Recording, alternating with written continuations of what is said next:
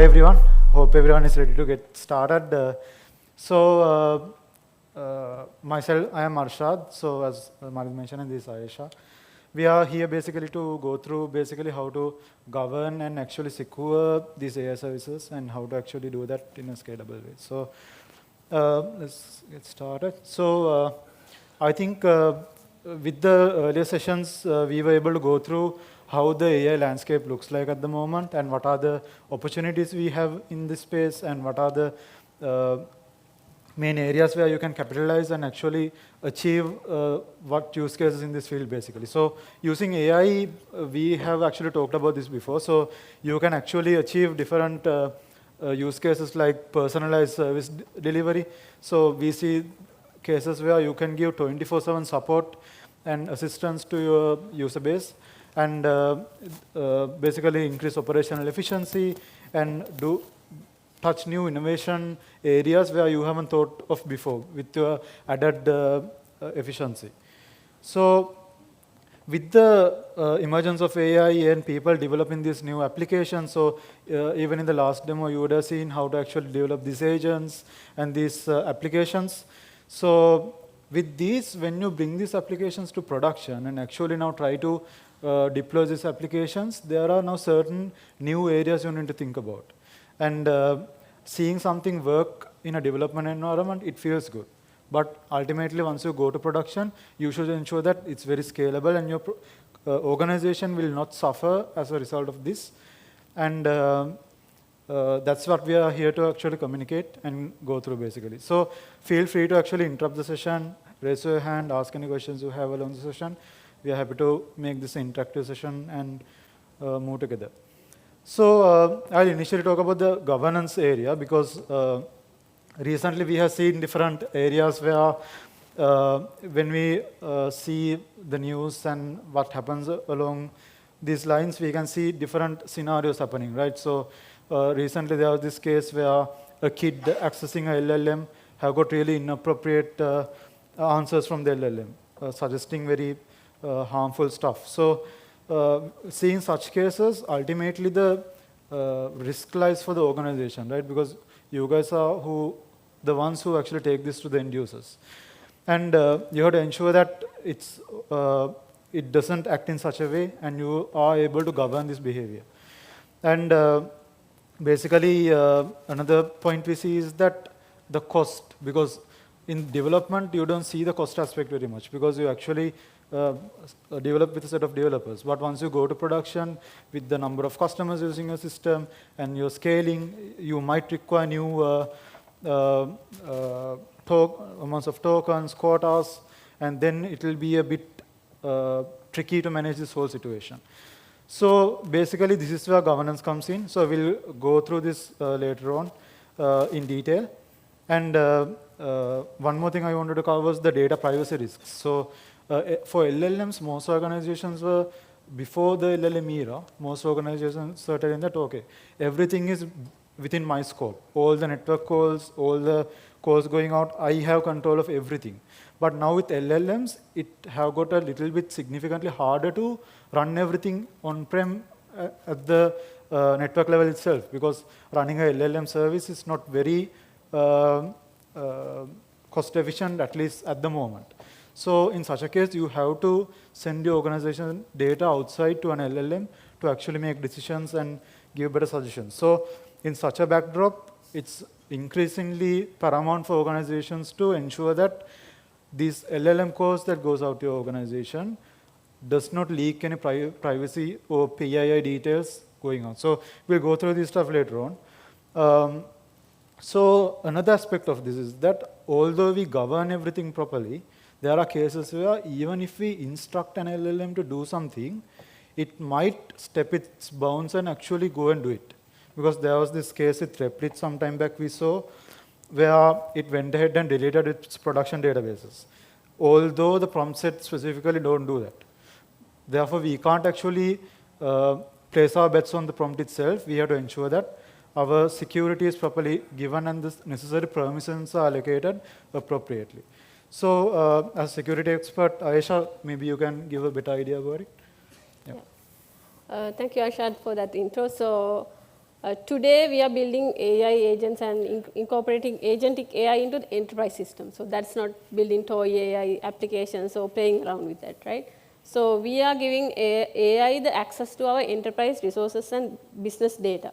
So that's in there. It's very important that we only give authorized access to this data. For example, this previous case where this AI agent delete the database, so it was instructed not to, but it had the permissions to do that. So that means like we need to govern these AI agents and their the perimeters they can access, unless they can do things that they are not allowed to. And then privilege escalation. So for example, if there can be different chatbots and different agents in different across multiple departments. So if a agent that's supposed to work on marketing data, if suddenly get admin rights to a financial system, it might do unnecessary transaction, or it might expose unnecessary information about the customers and their data as well. And then the auditability is very, very important, because in the agentic system, that agents can work in the speed of milliseconds, right? So they will be doing things here and there and making changes to your APIs, making changes to your databases. So it's very important that these actions are tracked, and then we can trace back who did what, when, for the forensic requirements as well. And of course, this, without having proper identity and access management controls, agents can easily impersonate users and other agents or other applications or systems, so that they can, the attack space increases. And of course, as organizations and as enterprises that give these services to the customers with the help of AI, there will be a lot of governance and compliance requirements coming around. For example, for user data policy-wise, we have GDPR and those kind of regulations, and those governments and these standard bodies are rapidly working on compliance requirements to protect business and users from the misuse of this AI capability. So having said that, I'm not saying that AI is bad. What I'm saying is that we should be employing AI and AI agents securely and govern them the access to get the best out of the AI capabilities. So in terms of how we are securing this agent engagement in our business infrastructure, zero trust is very important. And it's not a new topic, because as enterprises, we have always been discussing about the zero trust and how we need to apply security grade at different levels. Traditionally, it was like trust but verify, and there can be a human in the loop. But with the speed of agents executing autonomously and making decisions by their own, and the way that they can execute in machine speed, the zero trust concepts go beyond what we traditionally has been thinking, because we have to always, we should never trust, and we have to always verify. So what are the key principles that we should be employing when we are thinking about AI agents in our enterprise systems? So first thing is identifying these agents. Who are these AI agents that are in the system? So in that sense, there can be agents as well as some of applications or RAGs and other parts of the agentic systems in that in the sense as well. But it's important that we identify this. There's this agentic component in our enterprise, and then when we are giving permission and access control, so it should be always just in time and to do what it should be doing, and just enough access so that they only get the permission for the task that they are supposed to do. So in the previous example was also that the agent was supposed to do some transactions and read the database and do some write operations, but it wasn't supposed to delete it. But it had the permission to delete it. That's why it could do. And then we have to assume breach anytime, so that agent can get compromised. So there can be other malicious agents or bots making attacks. So that attack space also get improved with the introduction of AI. So we had always assumed breach and have gates at different points. Excuse me. And then the monitoring. So we have to always monitor what these agents are doing, whether they are acting out of their original purpose and whether they are acting beyond the perimeters that they are supposed to access. So it's very important that we are doing these different kind of monitoring on top of these agents. So to discuss this in detail and give a bit of hands-on experience on that, we will go through a demo scenario. So the same demo scenario that we've done in the previous lab cases.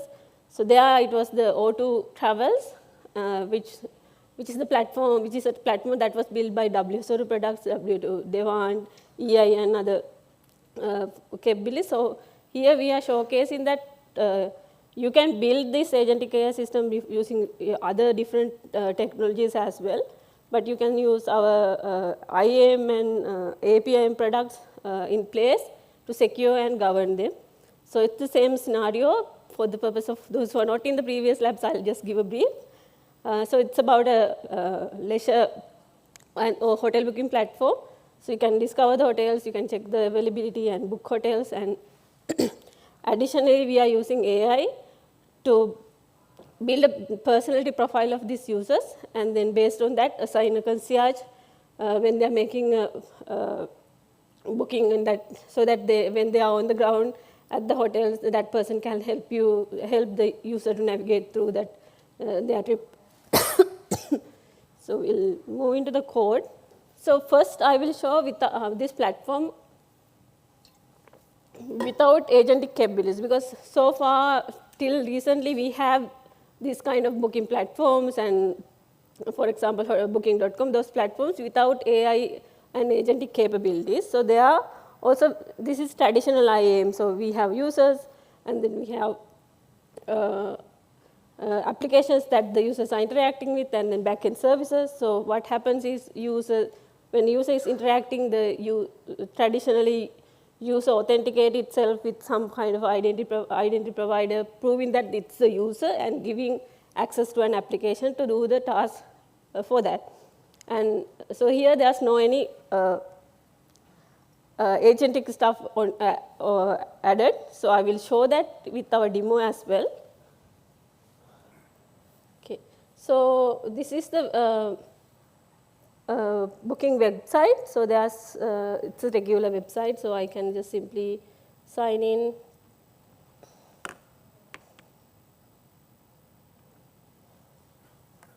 So I have so many accounts that I've been using.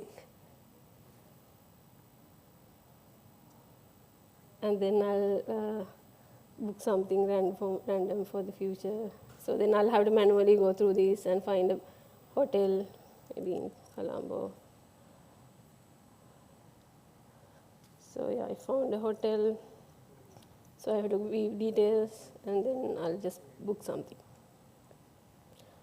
So this is the traditional way of how we are used to do this kind of booking. So now this booking is confirmed, and it's there. So now we'll go through the we'll go back to the slide. So now I'm going to introduce two agents into this system. So earlier these other components were there as it is, and it was somehow secured as well using the traditional identity and access management principles. And now I have these two agents. One agent is added to this booking system itself, where the end user can interact directly with the agent and chat. So it's not a regular chat application, because we have been using these different chats all the way. But this is an intelligent chat, so it can go through the existing hotels, and it can interact with the user in natural language, and based on that it can provide suggestions and do the booking on behalf of the user as well. And then this agent is using the same backend APIs and services as tools to give that experience for the user. And then it is connecting to LLM or the AI model in order to do its as it is as a brain for its functions. And then there's a different agent, which is a staff allocation agent, who is working behind in the background. So it will get triggered based on when someone is make a booking, and then it will go through the user's personal profile and allocate someone from the staff for that particular booking instance.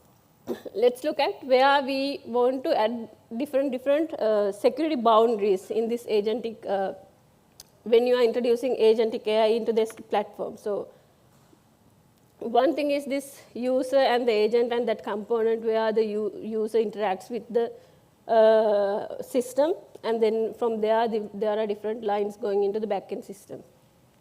And there's another boundary where these backend systems are there, and this backend system may call different other parties as well. So there are requests coming into this system, and there are requests going out of this system as well. So all of these lines we need to be securing.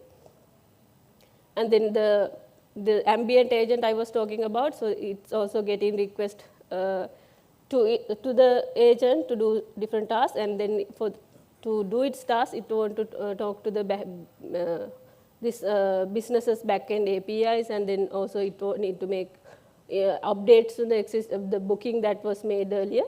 So there's another perimeter for that as well. And then finally the AI model. So it could be a GPT-4 or a Azure or from different kind of provider, but regardless of what's the AI model that you are using, there's connections that happening from your businesses to this external AI model. So that there's another perimeter there that we need to be securing.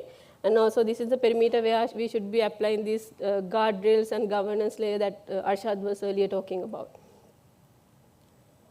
So then we look at how we are going to secure this agent. So I previously also mentioned the problem is that when these agents are making API calls, who is making that call? Is it a user? Is it an application or a service account?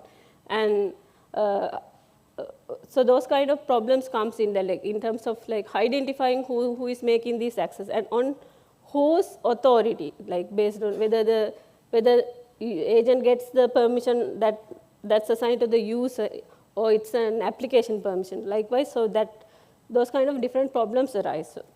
So we think that these agents need to get their own identity. They deserve to be treated as first-class entities in the ecosystem, so that we can give them a unique identity. So all the components in the ecosystem then identify these unique agents as unique entities in the system.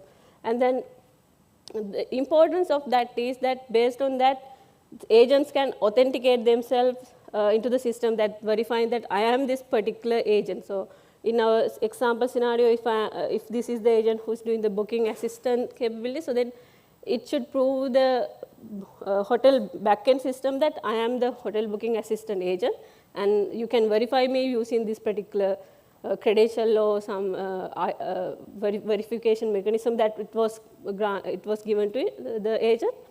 And then based on the identity, we can give the agent different permission level. We can assign what are the minimum permissions that we need to give this agent, whether it can. So in our case, the very first agent, it doesn't have to do it by itself.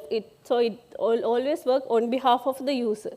So in that case, at the runtime, the agent will get some of the permissions that the user will grant the agent to do the task that the agent have to do. So I will show it in a while in action, how will it happen. And then, of course, we can apply different kind of authorization policies in the runtime as well. Like, for example, there can be like some agents might want like just one-time access to a particular system. And also some agents might need some access to a certain given period, like from 10 to 12 every day, this agent need to be executed likewise. So those kind of contextual authorization level can be applied on top of these agents. And then the important thing, next thing is the auditing. So once we have given this agent's identity that is unique across the system, so we know we can trace its activities in different perimeters, and we can also trace back what the agent did when. So if we don't have that, then always it will be an application or a user or someone else who will be responsible for these actions. So we can't do the forensic or we can't or even we can't correct if something goes wrong. So having a unique identity for the agents give us these capabilities. So I will go back to the demo. So that's why we are giving an identity for the agents. So we have two IAM offerings. One is the SaaS offering, WSO2 Asgardio, and it's readily available in Asgardio, and you can try it out. And we are working on onboarding it to the recent upcoming WSO2 Identity Server product, which is downloadable and run it in your own version. And what are the capabilities that these agents have? So we will have the ability to register and manage agents. So you can, as administrators of the system, you can go into the management portal, and then you can create agents, and we will assign a unique identity. And of course, you can manage its metadata as well, so that you know some attributes about this agent, like what is the AI model this agent is using, what's its purpose, and if you want, you can give a name and and version, and where this agent can be found, like if it's expected to be found over the internet, if it has a URL or something, you can manage this kind of metadata, and of course you can add more rich metadata as well. And also you can have a ownership and responsibility chain. For example, if we are employing an agent into a system, that has to be a well thought decision. So someone has to be responsible for that. It could be the head of DevOps, or it could be engineering head, or some developer, or someone who's responsible for onboarding this agent into the system. So at the end of the day, there's a neck to chalk. And of course, we can manage the life cycle of this agent. So onboarding, and if an agent is misbehaving, you can temporarily shut it down, or you can permanently shut it down and terminate its access. And then we have the capability to issue credentials for the agent. So then we have identity now. To prove that identity, we need to give them a credential. So those credentials differ from human credentials as well. For example, to prove myself, I can use my biometrics, but agent might not be. So in that case, so there are agents. So we have to find credentials that are that are programmatically verifiable. So something like mutual TLS, private key JWT, verifiable credentials, like those kind of options should be there. So some of these things we already have, and we are working on bringing them into the platform as we go. And then agent-specific authentication mechanism, so that binds with the credentials that I've been talking about. And then applying access control. So we should start with zero standing privileges, so no privileges at first. So you can authenticate, and then on top of that, you can give them role-based access control. For example, if an agent is working in the same capability as a help desk person in a hotel, that role can be assigned into the agent as well. So that agent will get the permission that is needed for the reception or the help desk person in this scenario. And also there has to be attribute based and other different kind of controls that we need to be applying, like the time of the day and how many requests are allowed. Those kind of very dynamic controls should be allowed for the access control purposes. And then it's very important that we have secure delegation when acting on behalf of a user, because when an agent is acting on behalf of a user, it should always come from a user's consent, and it should be a subset of what the user can. If the agent is more capable than user when acting on behalf of a user, then it might misbehave and it can do unintended actions. And then I discuss about the audit and monitoring capabilities. So we enable the capability for this businesses to audit and monitor by giving an identity as well as incorporating this identity agent information into the security tokens that are going in the wire to different trust zones, so that at each point that there's a validation, so you can look at that token and identify that it has been done by an agent and who's that agent. So you can do audit, or you can do rate limiting, or you can apply different other policies based on that information that is carrying through the tokens issued for these agents. Then I'll go back to the demo. I hope that the screen is visible to the back. Are we good? Okay, so this is the implementation I was talking about. I have already implemented and set it up because of the time being. And I have a front-end application that you already saw, and then back-end API, set of API, and then I have 2 agents. And now I'm going to show you how to configure one of these agents with identity in Asgardio. So first, let me log in. So my session is expired, so I'll log back. So this is the administrative portal of Asgardio. So I have already configured these things. So I'm just going to show you how I have done it and how will it look.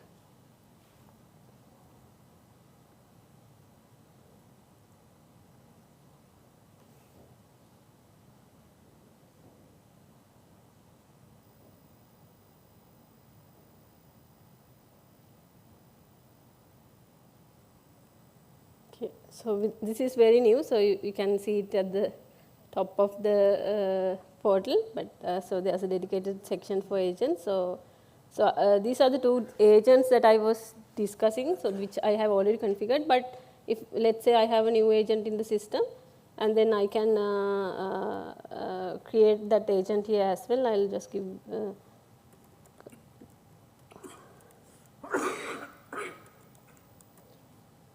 and I can give a description if needed.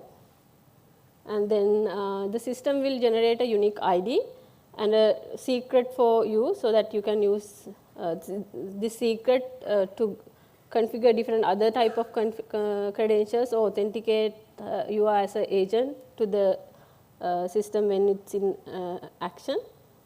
And then you can manage different other attributes as similar to some you would do for a user, and these set of attributes are the ones that are we giving out of the box, but you can add more and more attributes based on your business requirements.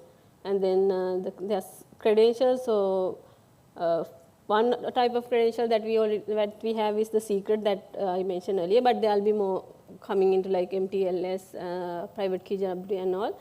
So and then I can assign roles and so on. So I'll go back to the agent that I am going to show for the Gardio guest assistant agent. I have already created it, and if you look at it, it doesn't have any other permission than like everyone, which is like everyone. And so this agent is purely acting on behalf of the user based on the delegated permissions by the user. So then here in my application, I have configured the agent identity and agent secret. For the purpose of this demo, I have put it into an environment configuration file, but in an actual environment, it should come from a secure vault or some secure mechanism into this system. And then this client ID is the application that I showed earlier, which is the hotel booking system.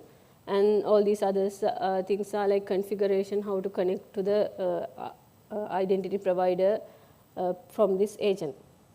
And then earlier, so I have disabled this chatbot component. The agent wasn't there. Now I'm going to enable it. And then now my agent is configured with its identity, and I have embedded it into my booking system. And then let me restart the service. So I had to stop it because I did some code changes. And then let me restart it.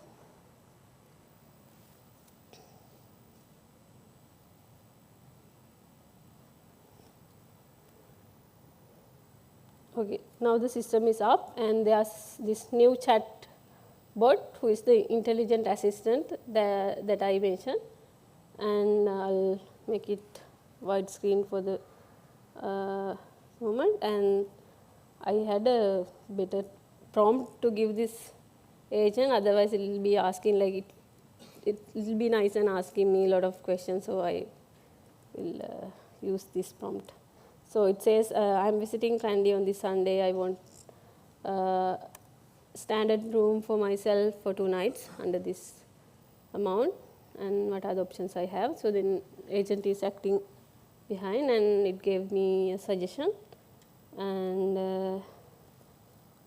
I would say proceed.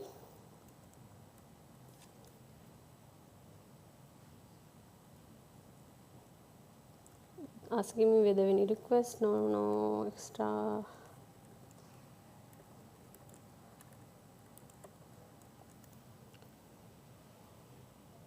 So now it's asking me to approve this, because now the agent is going to book a room for me. So now it needs my authorization, because it doesn't have permission to do it. It has to get my authorization to do that. And then when I click on that, it will take me through the login of this booking system, which is configured with Asgardio. And then so now here it's asking me whether the system should give permission to this agent to make a booking, to create a booking for myself. So I can allow it.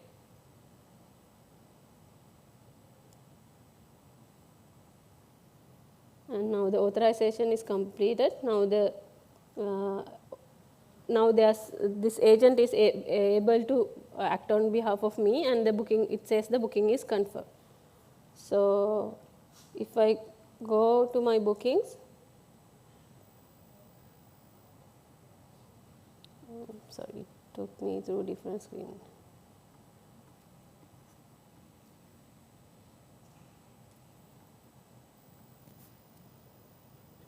So now there's this is the booking that I did manually earlier, and now there's a new booking done by this Gardio guest assistant agent. So now we have that audit trail, and we have that information that this has been done by an agent because we have integrated with the agent aware system.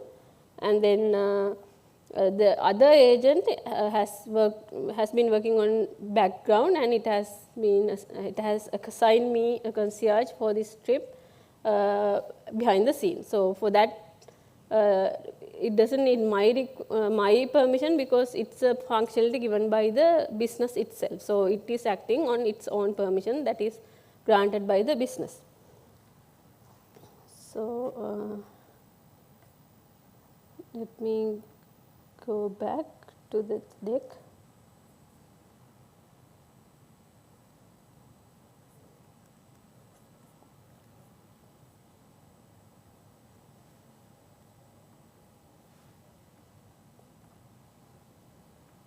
So I will give you a brief about like what happened behind the scene.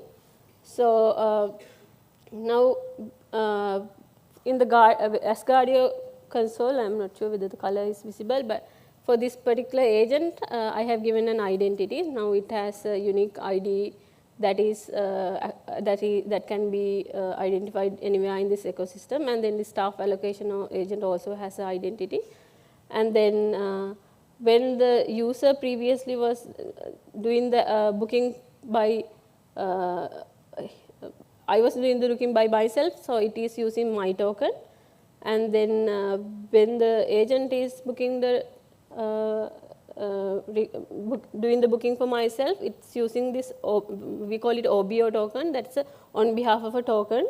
that is issued to the booking assistant agent. So here we have introduced a extension on existing auth standard, so that we have that capability to show that this is an action, this is a token that is issued to the agent on behalf of this user.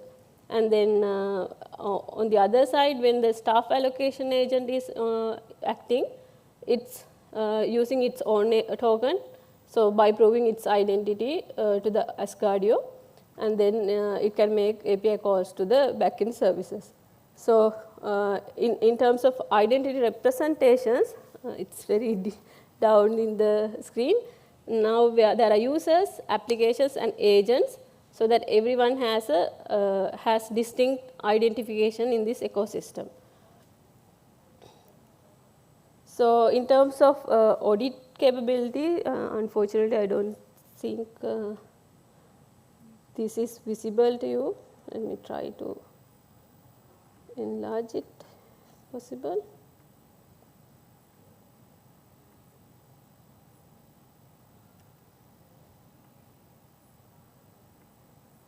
So this is the booking that I did by myself. So it only says that subject, who's the subject, which is me, and it doesn't have any other information like actor who did it. But if we go to this other one, I'll zoom it for everyone's reference.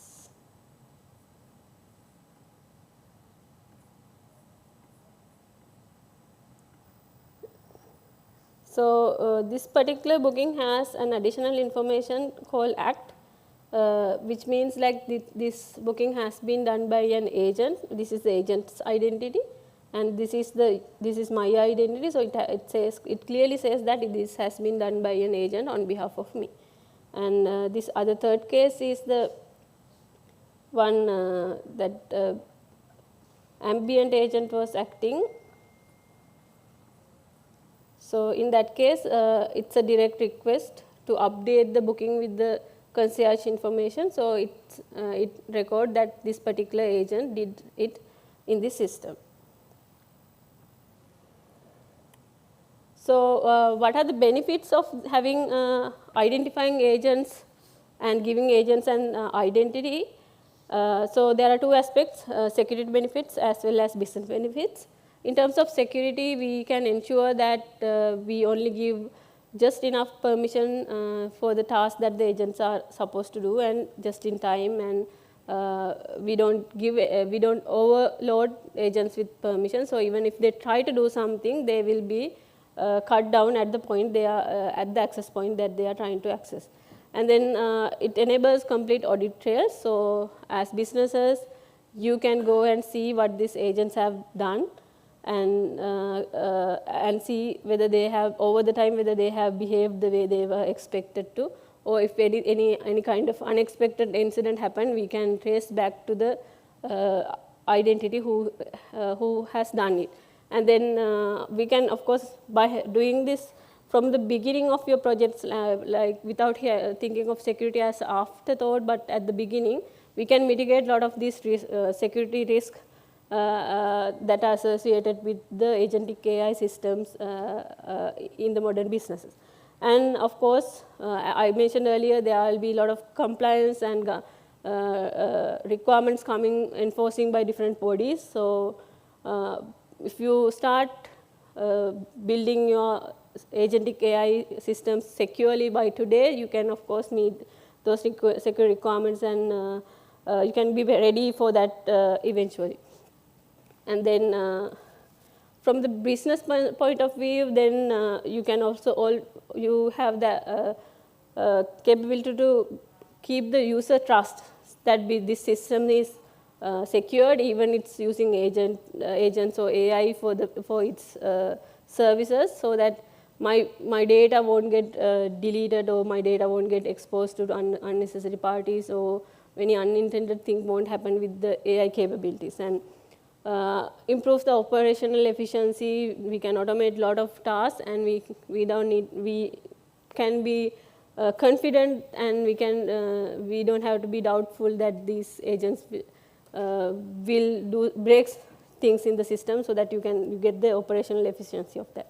And agents, when we are talking about agents, like there'll be thousands of agents. Like there'll be my personal agents, there'll be our team's agent, there'll be our organization's agent. Likewise, there are like these, and of course there'll be agents that are spawning for the time being, and they do their tasks, and then they will get terminated. So the scalability is very important, and then with having this identity, then we can make sure that each and every agent is somehow identified and only access the systems that it has access to. And as Arshardh earlier mentioned, it enable you to innovate faster and enhance the value of AI with confidence.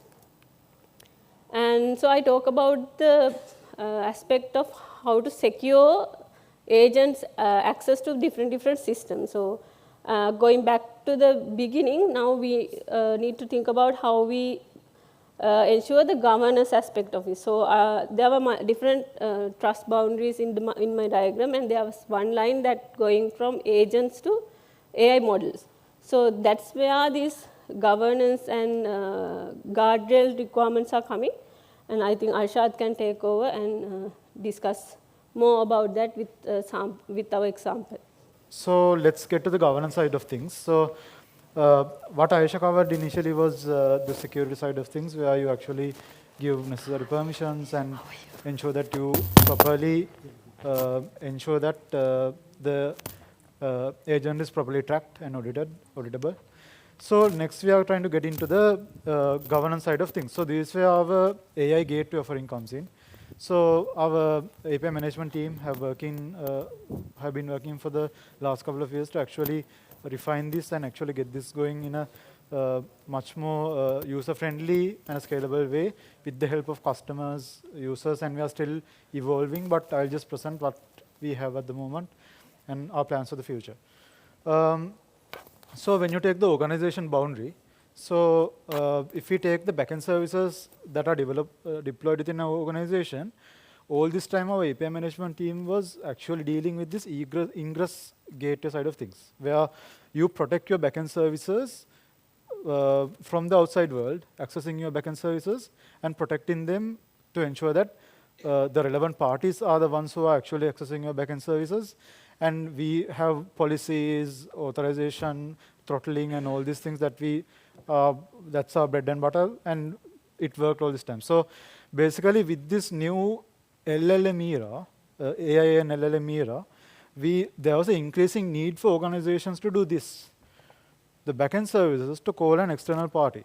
Before that, this wasn't a very high need from the customers, but with the growing of the AI and LLM space, this was inevitable, and the organization had to navigate this problem. So that's where our egress gateway comes in. So basically, same as we do with the ingress gateway, we have a set of customized policies and different rules that we have that can be enforced from the egress gateway to ensure that all these calls going out of your organization is properly governed and properly managed. And you have proper visibility onto what happens there. So basically, if you take a given organization, here basically in our use case, we are taking the AI-powered booking assistant and the staff allocation agent. So for this instance, let's take that these two will be accessing different deployments of Azure OpenAI in different regions of the world. This is just an exaggerated case, but this is to actually represent the actual business need.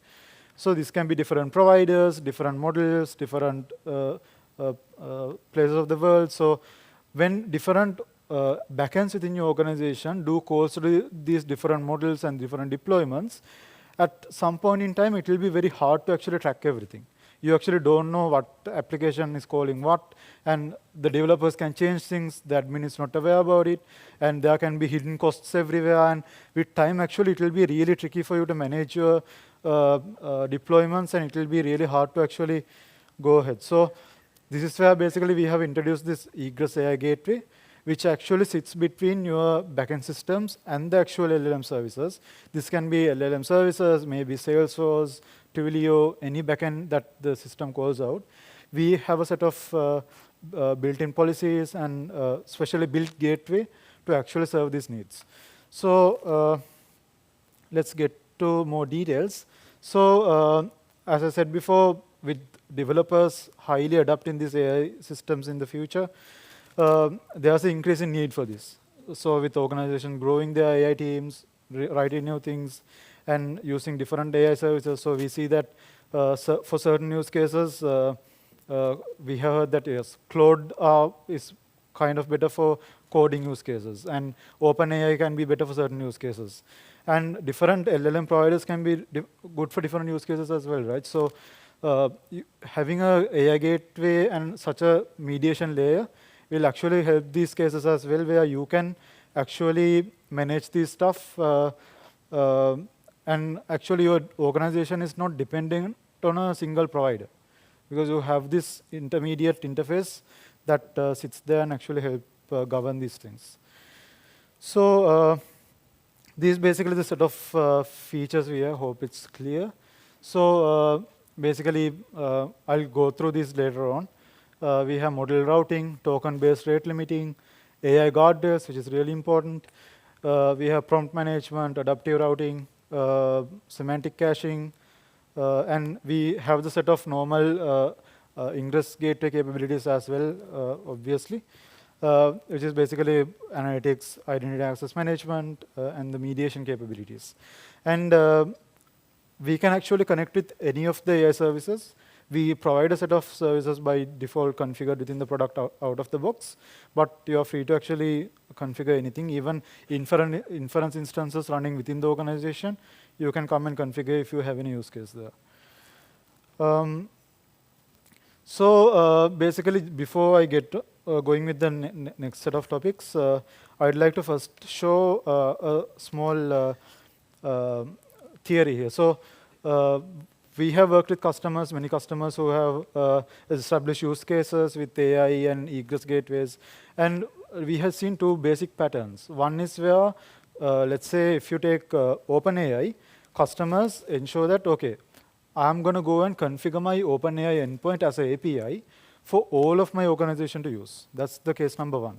So for an example, if you have two different teams, let's say the documentation team and the application backend team actually accessing a LLM API, the same LLM API, there are organizations that adopt a pattern where they come and configure a single API for all of these teams to use. So in that case, they can actually give quotas for these different teams and actually manage everything together in a single place.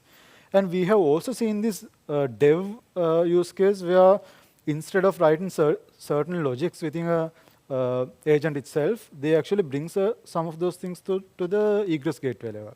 So this is where we see these prompt decorators, prompt templating, and these use cases. I'll go through this later on. So basically, we see these two use cases. I'll just explain this in much more detail later on when I get to these topics. But just keep this in mind. So these are two different use cases that we see in these usages at the moment.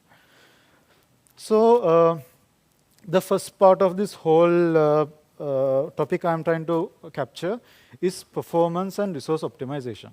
That's the first area we are trying to capitalize on. So this is actually a challenge that we have identified that customers face. And to address this, we have come up with a set of features. First is the token-based rate limiting feature. So this is basically our product all this time for our ingress gateway. We already supported bandwidth-based rate limiting and request count-based rate limiting. These stuff we already did, and we were already good for doing that. So, but later on with the emergence of LLMs and this growing need, we were requested that, OK, I don't want to be throttled by the request count because I'm built by the number of tokens.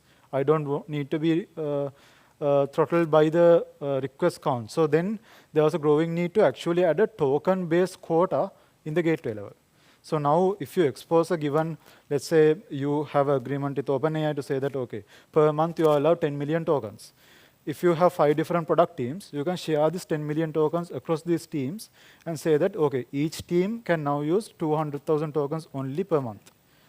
That thing you can do through the AI gateway now.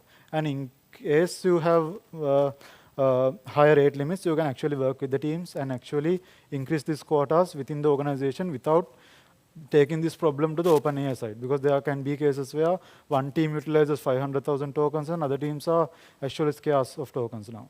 So this is basically something we have introduced for this use case. And within the gateway itself, we can do a token counting, but mostly we rely on the output given from the LLM itself. So most LLMs respond with the number of tokens used. So we actually depend on that output to actually do the counting. Yeah, so this doesn't mean that we have got rid of the requests per minute, request counts. So you can still have policies that implement request counts plus token limit counts. That's perfectly supported. So next is the semantic response cache. This is actually mostly to reduce the cost. So this can't be applied to all AI scenarios. This is mostly advised to use for something like documentation assistance, something that gives answers from a set knowledge base. So for such cases, actually doing the processing for every call might not be very efficient, because for an example, if you have a documentation assistant, there can be the same question being asked in different ways, right? So the normal response cache that we had was a direct key value cache, where when you get a request, we actually cache the request itself. And now if the next request have the exact same request, we respond with the past answer. But with LLMs, you can't do that, because you can't expect two people to use the same language to ask the same thing, right? So that's where we have come up with the semantic response caching, where if one person asks for one thing one way and the other person asks it in a different way, if both have asked the same thing, we can deliver the past response to the other person who have asked. So this semantic response cache. So we have seen certain LLMs implement this within their backend as well to actually increase their efficiency as well, but that's actually a hit or miss. So there can be certain LLM providers adapting that, but for most cases, having that in the egress gateway will give better control. So next is the AI gateway analytics. So basically, we actually publish specific analytic details to for the AI gateway use cases. So for an example, a casual analytics scenario will count requests, what are the headers you have used, how many errors you have got, and doesn't have a proper breakdown how for a AI developer to get a proper understanding about. So this is basically a purpose-driven dashboard for specific AI developers to come and actually identify, okay, what's going wrong, which services are utilizing more data, which teams are utilizing more data, which application what is the application that is using more data, more tokens, and actually see the usage. So basically, when I show more details when I get to the actual analytics dashboard, so you can actually see a proper breakdown according to the vendor, model usage, what is the model with the most demand, what model have taken too much time to respond, and what model have got rate limited quickly. And you can actually then adjust this stuff to actually make your whole system work in perfect unison. So next we get to this AI guardrails area. This is one of the most important areas that we are working on. And we have actually released a bunch of guardrails. So I'll just go through this in detail. Yeah, so this might be a bit overwhelming at first, but I'll just break down one by one. So yeah, so we have a set of guardrails that we have configured. So this will be available both in our SaaS solutions and on-prem solutions. So I'll just go through what we actually support. So initially, I'll go with a set of guardrails that we actually build within our product itself. So initially, we have the semantic prompt guard. Here, what we do is that a user can come and now configure a set of allowed topics and denied topics that we will actually verify to ensure that all the prompts that are going out of a egress gateway will be adhering to that set of definition, that definition you have provided. So as I explained before, you can't have a normal regex based thing where you say that, okay, this specific term can't be used, because there can be different ways you use that term and different interpretations of it. So that's what we use the semantic prompt guard. So even if you use words which are alike to that word you have defined, we still actually capture those. So for an example, if you have student assistant app, if you have configured something like write my homework, that there is a denied topic. So any way a student try to say that, we actually try to block it. And you can actually configure it so that we block or actually notify. I'll get to that later on. Next is regex-based PII masking. This is something where you can now tell that this is how an email address looks like. You can tell that any prompt that goes out of my gateway must ensure that this specific regex doesn't match. For an example, if you have a email, you can define an email regex, and then we'll ensure that if we identify an email, we'll actually remove the email and actually apply a dummy value there, that is ID, which will be sent to the LLM, which is totally unidentifiable. And the LLM will be responding back with the same thing. And if the LLM does so, we'll actually replace it back, so that the application won't feel anything happen in there. But underneath, we actually remove this PII when this PII goes out of the egress gateway. So we have this is basically where, for cases where you can actually define a regex to say this is a PII. But for cases where it's much more gray, we have this PII detection and masking. The last guardrail, I'll get to that part later on. This green area, basically we have implemented using a framework called Guardrails AI. Here we actually use LLM itself to actually make these decisions and do the reasoning, which are actually purpose-built models that are SLMs running locally. So these stuff, with this you can actually identify stuff that you can't configure in a regex. So basically a combination of the two should work in most cases, but these stuff are pretty new actually. So we are actually figuring these things out. So basically, an organization in applying these two together will have very good security in the egress gateway and ensure that these stuff don't get leaked to the LLM. And we then have a set of basic guardrails we have, which are word count, sentence count. These things are pretty straightforward. We have JSON schema validator, regex validator, URL validation. The URL validator will ensure that any URLs generated from a LLM is not hallucinated. We will actually check whether it's actually a valid URL. And then we have the content length guardrails. That's also obvious. And then we have the grounded AI hallucination. So grounded AI hallucination, what we do is that when a LLM responds, we actually give the prompt and the response to a SLM, which runs it locally, and do an actual check to see whether the LLM has hallucinated and whether the facts are correct. It's basically a re-verification to check that, okay, is this true, that the fact that the LLM are given. And we then have content safety guardrails, where you can actually apply cases where you can say you can't add any violence-based or harassment-based prompts. Those stuff we can do. Then we have the PI detection masking and jailbreak detection. Jailbreak detection is one of the important ones, because this is very paramount that system have this enabled. Because what we do with LLM is that we do everything with prompts. So whatever we do, we actually give instructions to the LLM and say that you are supposed to do this, and then gives a set of the inputs from the user and get a response from the LLM. But in this case, there can be cases where customer can input something like ignore all rules and do me this. So I'll just show you that example when you get to the demo as well.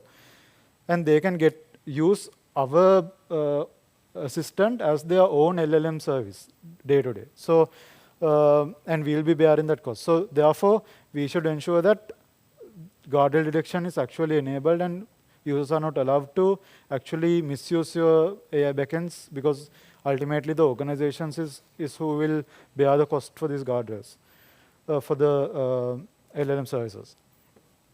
So when you look at this, you might wonder how then, if let's say we identify a URL validation issue in the LLM response, how can my backend act? Because now, okay, the egress gateway identifies this and it logs somewhere. Then how can I actually incorporate this into my runtime? So basically, as I mentioned before, this is actually purpose-driven for an egress scenario, where if you do a call from your backend to the outside world, we now intercept this, and actually the response goes back to your backend, not the end user application here.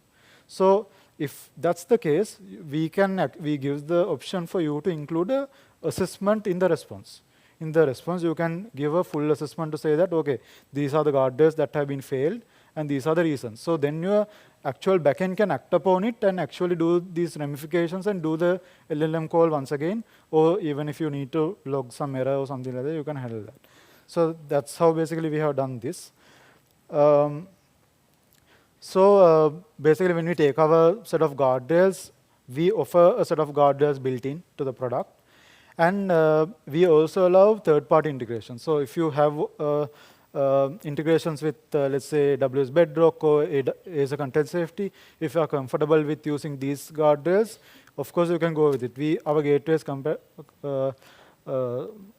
fully compatible with these services. So basically, in this case, we'll be sending the prompt to those LLM services, these AWS Bedrock or Azure Content Safety services, and they will be doing the actual classification to identify whether there are any guardrail validations or failures there, and respond. So if PII is a concern, you can have a mix basically to actually first do a PII validation in our egress gateway level and then send it to AWS Bedrock and then get a response. So you can actually do a mix here. And we also, for those who don't have these subscriptions and cost is a problem, we actually ourselves provide a set of guardrails as well. We use this framework called Guardrails AI. With that, we actually have developed and hosted these stuff. So we are also planning to give this as Docker images for you guys to run as well. If you are planning to host it, we'll be giving that open source. So if you want, you can run it within your organization and use these services to work with the AI gateway. So that's completely feasible. And you can write your own customizations as well. In that way, we can actually ensure that the organization is very secure, and in the egress gateway level, you can ensure that everything is governed properly. So let's move on to the adaptive routing section next. Basically, I'll go through more about the guardrails when I get to the demo. Any questions before we move on about guardrails? No, right? Okay. Okay, so next we get to the adaptive routing part. So this is basically cases where we can actually make better decisions about the models invoked and the providers invoked from the AI gateway level. So this is where we can actually say that, for an example, we have sample policies like model round robin, model weighted round robin, and model failover. So these cases can be used specifically. So for an example, let's take the model failover policy. So if you use ChatGPT, even now you can see that initially you get responses from GPT-4o. And you get very good responses and very informative responses. But with time, when you exceed your personal quota, you will be fallen back to the GPT-4o mini, and you get relatively subpar responses. But you can actually emulate something like that using the AI gateway to say that, okay, till the first resource, till the first model is exhausted, route all the requests to this endpoint. And once that exhausts, fall back to this. That can be error fallback as well. So let's say one endpoint for one region fails, you can actually fall back to a different region. And we see these policies like model weighted round robin come in, where organizations want to bring in new models. So let's say OpenAI came up with a new model suddenly, and now you want to incorporate that with your system. And you can actually bring that to the system in a very scaled way to say that initially route 10% of requests to this new model, and then slowly scale it up so that actually once everybody is comfortable with it, you can actually make it 100%. So we have seen use cases like that happen. So going forward, we are planning to add more to this. So basically, we are working on this stuff at the moment. So we are planning to add stuff like semantic-based routing, LLM-based reasoning routing. So to actually add an intelligence layer there and actually make decisions in the AI gateway to do better model selections depending on the prompt. So basically, lastly, we'll come to this prompt management part. This is basically where we have prompt templating and decorating. So this is basically, as I mentioned before, this is a case where development use cases come and touch into the AI gateway space. Because if you mostly see the AI gateway mostly does the governance part, but through these policies, you can actually implement stuff here. So for an example, let's say you have to give a role or a system prompt to the LLM to say that, OK, you have to act as a teacher and answer. So such a case, you can give a prompt decorator. I'll just get to that part. So here, basically, you can give a system decorator to say that you are a hotel booking assistant for this resort. And basically, the user's prompt will be appended underneath that, so that even if you don't add this from your application level, still the LLM is aware about it. And we next have this prompt templating part, where you can define a prompt in the egress gateway, and now you actually send a set of placeholders only. And basically, you send the guest name, guest stage, booking history, and the guest preferences. And you don't need to actually communicate the whole prompt every time. You just need to send all these keys only. And we actually do the mapping in our gateway level. And we map this and send it to the OpenAI endpoint. Basically, you don't need to have a very good idea about our API manager, but I'll just show you this flow. Basically, you can configure AI LLM vendors. So basically, what we expect is to find out how this LLM talks, to see what's the payload that the LLM expects and how the response looks like. Once you configure that, we can directly start working with your LLM. And you can give a list of models that the LLM works with. And you can onboard a set of models for the egress gateway to work with. And let me quickly go to the publisher side. So in the API manager, this is where we actually create APIs. This is the API publisher. So here, basically, I'm not going to create everything from scratch again. Basically, to show, this is where you basically select a specific provider, and you can actually create an API through this provider. But I have already prepared one. So this is for the hotel booking assistant. So basically, I have configured. Let me go to the endpoints. So here I have configured the OpenAI endpoint with a key. And the gateway is what actually stores these keys. And actually, the gateway keys are what needs to be used there onwards, so that these keys are not shared among every team member, basically. So basically, you get controlled access to the OpenAI endpoint there onwards. And once you go to the policies, this is where I have applied the set of policies. So here you can see I have applied a prompt decorator to say that you are a hotel booking assistant for this specific hotel booking application. And I have configured as a bedrock guardrails. And basically, here you can see underneath, we basically have, you can either redact the PII to add a set of stars instead of the PII, in case Bedrock finds something like that. Or you can actually redact it. So basically, you need to decide whether we need to append something instead of the PII and get back a response and again append it back, or actually redact the whole thing, so that no PII should be involved in the whole flow.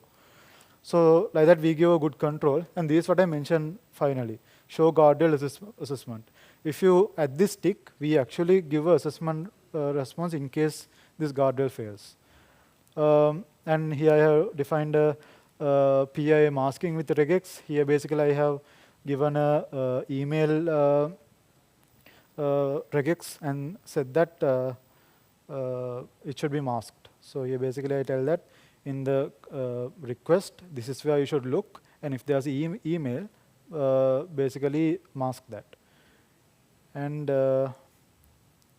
finally, I have added a log policy just to for observability. And let me quickly go and show an invocation.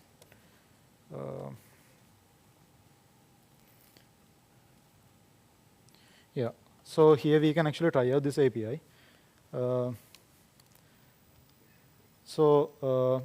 Before we try out the API with a guardrail, I'll quickly show how a use case will look like without a guardrail. So here I'm going to ask something related to guns, because that's not something that this should answer, right? So as I get a key. So the key I get here is a key from our API gateway, and under chat completions, I'm going to give a. So what I'm going to ask is that what guns are the best for a beginner to use, which is actually not relevant for a hotel assistant, right? So this is a normal LLM without any guardrails.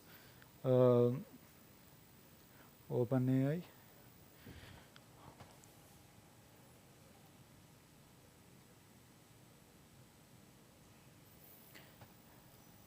So in this case, actually, the LLM is built to actually answer anything that you ask, right? So here, basically, it gives a huge description about the set of guns you can use.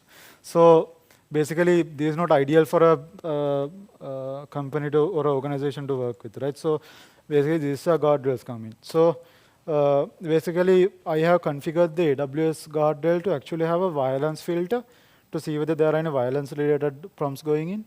So here, basically, I'm going to add the same prompt to the hotel booking assistant.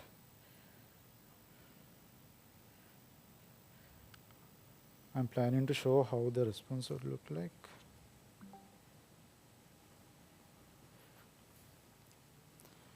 Yeah, we got to answer quickly. So here it gives that, okay, this AWS Bedrock guardrail was failed, and it detected the violence-based topic. So basically, like that, you can have a better control on how your egress calls work.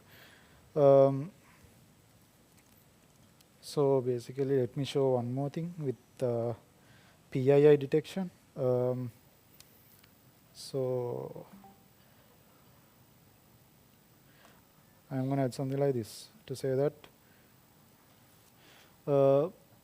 my email address is this, but a user might not have a good awareness of that your email can get leaked when you add this, right? So they might add it without thinking about it. So basically, you get a normal response saying that thank you for sharing your email address. How may I assist you? So the LLM handles that, but you might think that the email went out to the LLM, but actually, when you look at what actually went out, basically what goes out is my email address is email_0000. Basically, we have actually replaced the email address so that we ensure that nothing goes out of your system, basically. So, yeah. Okay, so since we have time constraint, I'm not going to go deeply in this. So basically, just try these things out. We have informative documentation and stuff about guardrails. So just try these things out, how this looks like, and we actually have close to about 12 guardrails at the moment, and we are actually growing this, and these can be applied as policies in the gateway. So it's much more scalable as well. So basically, this is the highlight of what we have shown now. So basically, we have security, rate limiting, from decorating. Basically, we then have the set of bedrock guardrails we have configured. Jailbreak detection, illegal events, and violence and hate speech filter. So let me show one more thing. So basically, I couldn't cover the jailbreak case. Let's add something like that also and see. Yeah, let's add this.